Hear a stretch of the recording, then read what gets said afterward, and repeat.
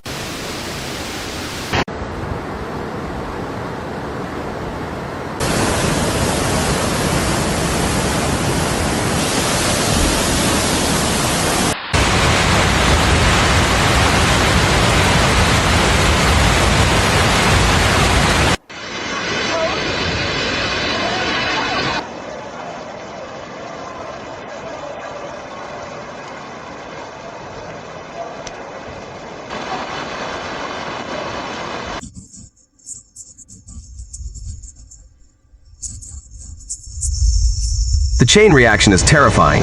Lingering remnants of a typhoon merge with powerful monsoonal moisture. Converging weather systems intensify rainfall beyond design limits. Reservoirs and rivers swell. Pressure builds. Infrastructure strains.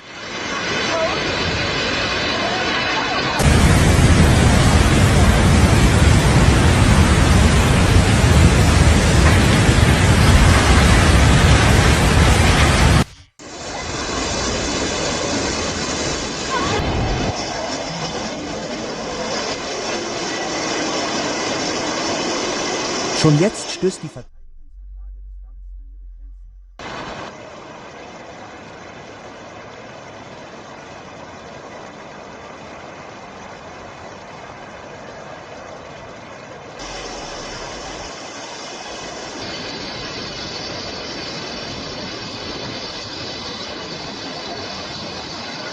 Notüber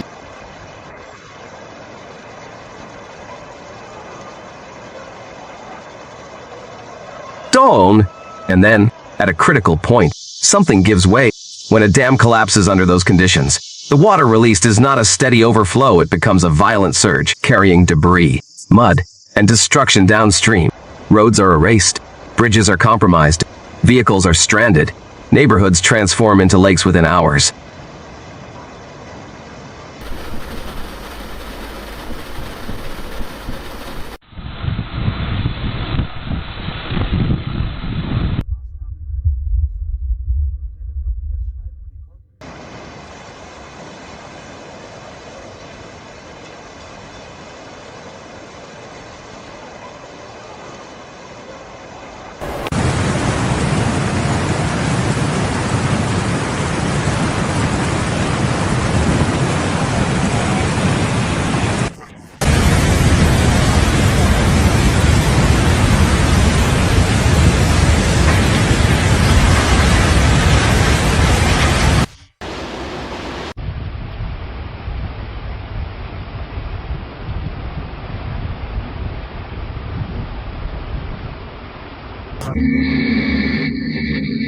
The footage of highways turned into rivers is particularly haunting. These are major transport arteries, engineered for durability, suddenly rendered useless by sheer volume of water. Subway systems, symbols of urban progress and efficiency, inundated as tunnels fill with floodwater. Airports facing cascading delays, transportation grinding to a halt. Mobility is often taken for granted in modern cities, but in disasters like this, it disappears instantly. When movement stops, emergency response becomes exponentially harder. Supplies cannot reach certain areas. Medical evacuations become more complex. Rescue teams must navigate both water and debris to reach those trapped.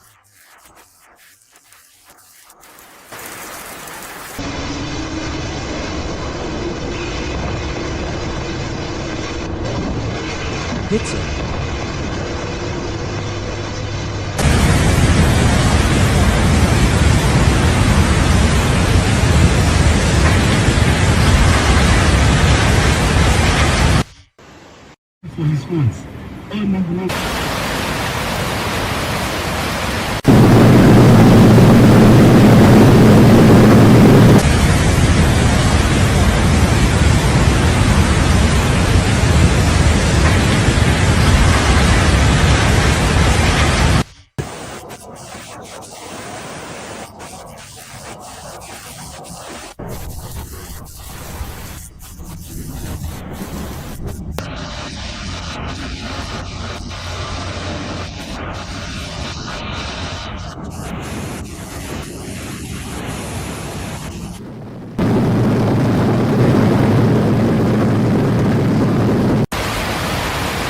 What stands out most is how rapidly the situation escalated.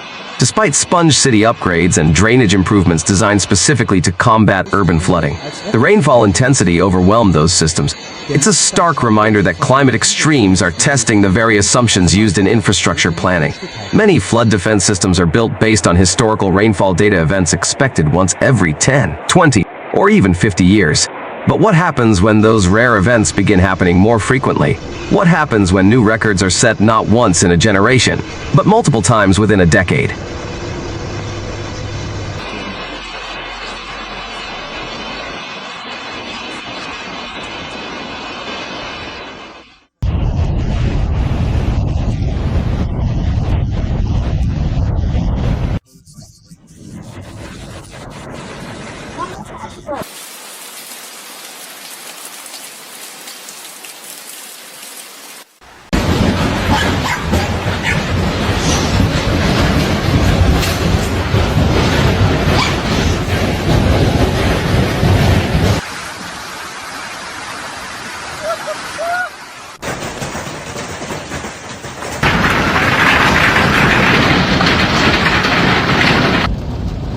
Oh shit.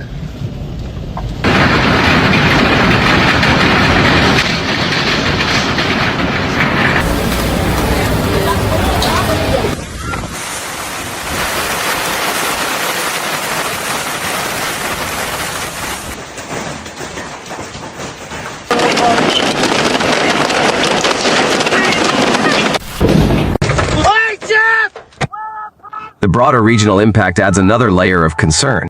More than 25 rivers exceeding safe levels across neighboring provinces. Waterways shattering flood records that stood for decades. The Kaiki River rising to its highest level since 1953. The Shower River reaching a peak unseen in nearly 30 years. These are not isolated statistics, they are signals of a system under extraordinary stress. When multiple river basins surge simultaneously, it reduces the capacity for relief. Water has nowhere to go. Reservoir management becomes more complex. Downstream communities face compounded risks. And beyond the immediate floodwaters, secondary threats loom. Landslides in mountainous and hillside regions. Levee breaches as saturated soil weakens structural integrity. Dams under prolonged stress. Rural areas facing flash floods triggered by runoff cascading downslope. Post-flood health hazards, contaminated drinking water. Waterborne diseases amplified by high humidity and lingering heat. The disaster does not end when the rain stops. In many cases, that is when the next phase begins.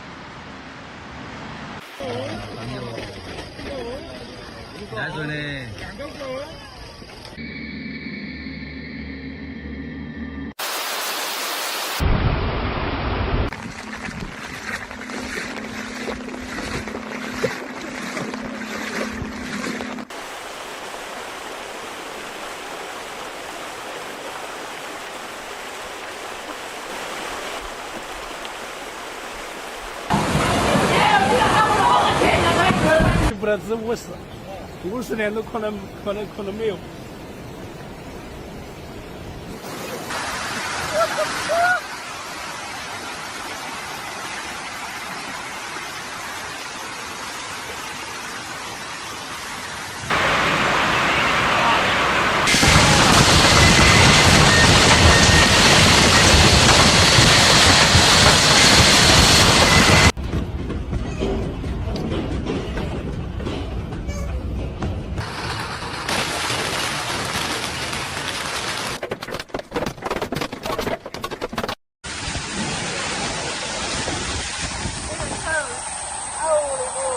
The human dimension is impossible to ignore.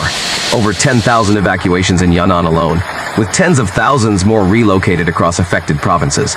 Each number represents families forced to leave homes, possessions, and routines behind. Evacuations at night carry an added layer of fear, limited visibility, uncertainty about where to go, concern for elderly relatives or children. Emergency responders working around the clock, clearing debris, pumping out water, monitoring slopes for potential collapses. Health officials issuing boil water advisories and contamination warnings. Entire communities operating under sustained stress. The timing is particularly cruel. This disaster arrived immediately after a prolonged and suffocating heat wave. Extreme heat strains energy grids, public health systems, and emergency services. When intense flooding follows directly after such a period, recovery capacity is diminished. Resources are already stretched thin. Personnel are fatigued. Infrastructure may already be weakened. The compounded effect of sequential extremes, heat followed by flood, is one of the defining characteristics of modern climate volatility. Meteorologists have pointed to monsoonal moisture convergence amplified by typhoon remnants.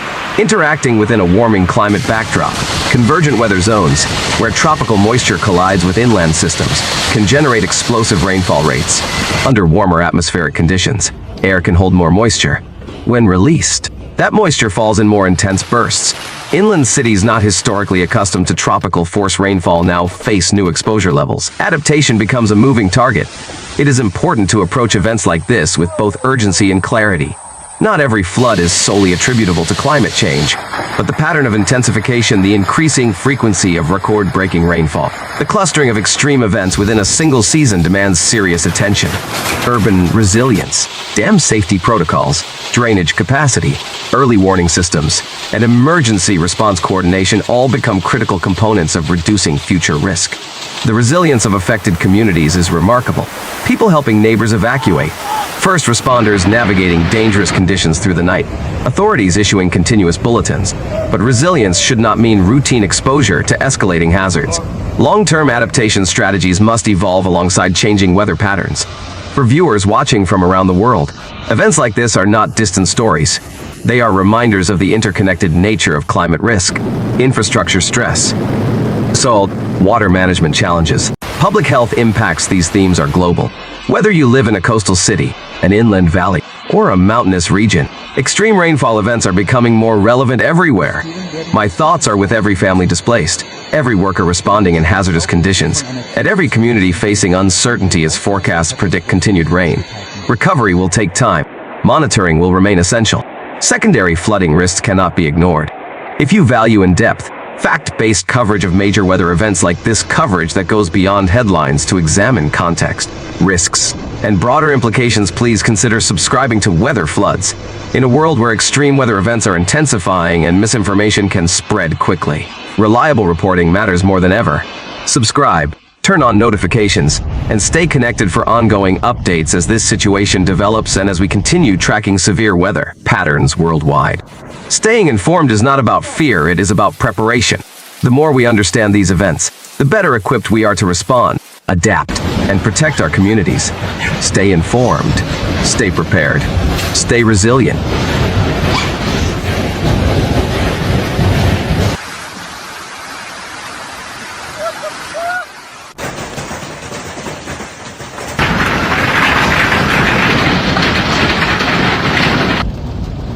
Oh shit.